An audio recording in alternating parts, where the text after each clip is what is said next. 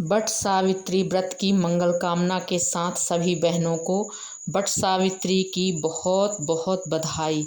आज मैं बिल्कुल सरल तरीके से वट सावित्री व्रत की पूजा विधि बताऊंगी। कभी ऐसा होता है कि हम कब कहीं बाहर होते हैं और व्रत के बारे में हमें बताने वाला कोई भी नहीं रहता है और हम किस प्रकार से पूजा करें ये समझ में नहीं आता। तो मैं आज इतना सरल तरीके से आपको बताऊंगी कि हम वट सावित्री का व्रत कैसे कर सकें। कभी कभी होता है कि हम वृक्ष भी नहीं मिल पाते हैं, तो हम बिल्कुल बड़ी आसानी से अपने घर में भी पूजा कर सकते हैं। यदि वट वृक्ष नहीं मिल रहा बाहर कहीं हम हैं, तो यदि कहीं डाल मिलती है उसकी, तो आप डाल एक गमले में रख के उसमें पूजा आप कर सकते हैं।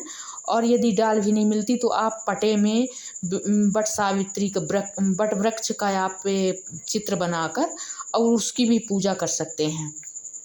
तो मैं सभी सारी चीज़ आपको बताऊंगी कैसे कि आप कथा कैसे सुनें और कैसे पूजन करें। और वृक्ष न मिलने पर आप बिल्कुल बड़ी आसानी से आप कर लें। तो इस विधि में इस बार 26 मई दिन सोमवार को पड़ रहा है। तो आप दिन सोमवार को 26 मई को आप वट सावित्री का व्रत रख सकते हैं। तो आप सुबह उठ के स्नान करके बाल धो के और अपने इष्ट देव की पूजा जो नित्य करते हैं वो नित्य पूजा आप कर लीजिए। और इसके बाद आप पूजन की थाल अपनी जो सामग्री है सब इकट्ठा करना है। और किस तरह से आप में स्नान ध्यान करके आप जब तक यदि पूजन नहीं कर लेते हैं वट वृक्ष की जो स्थायी पूजा होती है, तो ये पूजा यदि नहीं कर लेते तब तक आपको पानी नहीं पीना है। ये व्रत जब तक पूजा नहीं होती तब तक महिलाएं निर्जला रहती हैं। तो हम अपने सज धज के 16 श्रृंगार करके मेहंदी महावर अपने जो शादी की साड़ी का जोड़ा है उसे, यदि जोड़ा नहीं है तो आप लाल साड़ी पहन सकते हैं, कोई और साड़ी भी पहन सकते हैं, लेकिन नई साड़ी हो तो ज़्यादा अच्छा रहेगा।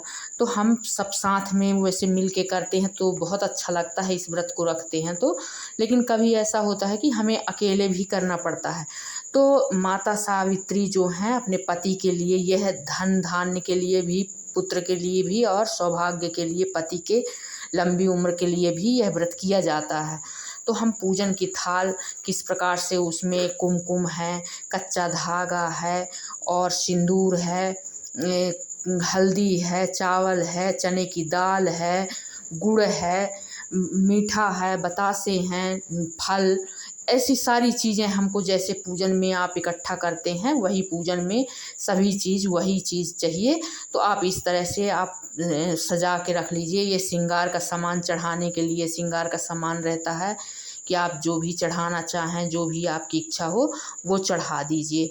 और सारे श्रृंगार का सामान है पूजन का है। आप वट वृक्ष के पास जाइए, वहाँ आप पहले वहाँ आप जल चढ़ाइए और वृक्ष को आप जल चढ़ाने के बाद आप उसमें पूजन चौक पूरिए और कलश जलाइए।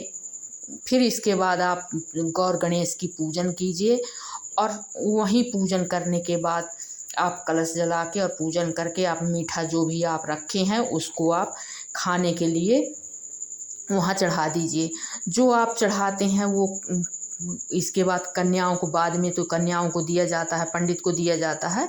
तो हम पहले पूजा करने के बाद अब हमें आरती करना है और हवन करना है। और हवन करने के बाद हमें 11 परिक्रमा घूमना रहता है। तो हम कच्चा धागा बांध के और घूमते हैं।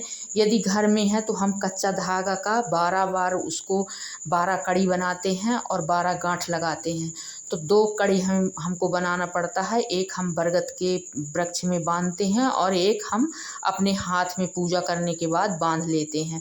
तो इस तरह से हम सामग्री जो इकट्ठा करके और पूजन की विधि करके और बना के हम वहाँ चढ़ाते हैं। नारियल है, नारियल चढ़ा दीजिए आप, फल जो भी आप रखे हैं फल चढ़ा दीजिए, मीठा चढ़ा दीजिए। फिर इसके बाद आपको परिक्रमा करने के बाद आप जो सुहाग लेते हैं एक दूसरे को, आप सिंदूर मांग भरते हैं वहाँ तो लगा लीजिए आप। और उसकी जो ये बरगद है, बरगद की जो 12 कलियां होती हैं, तो छोटी छोटी सी बिल्कुल उनको ले लेना है और उनको चने की दाल के साथ निगलना हो रहता है। वहीं आप व्रत तोड़ते हैं पानी पी के और फिर व्रत तोड़ते हैं। आप मीठे में आप गुलगुले भी बना सकते हैं और मीठा भी खरीद सकते हैं, जो भी आपके पास है।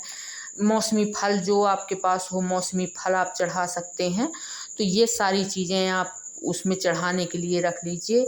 और इस तरह से सभी महिलाएं बैठ के और फिर पूजा करती हैं। और पूजन करने के बाद आप वहीं बैठ के आप व्रत तोड़ सकते हैं। दोस्तों वीडियो अच्छा लगा हो तो लाइक करें, सब्सक्राइब करें, कमेंट करें।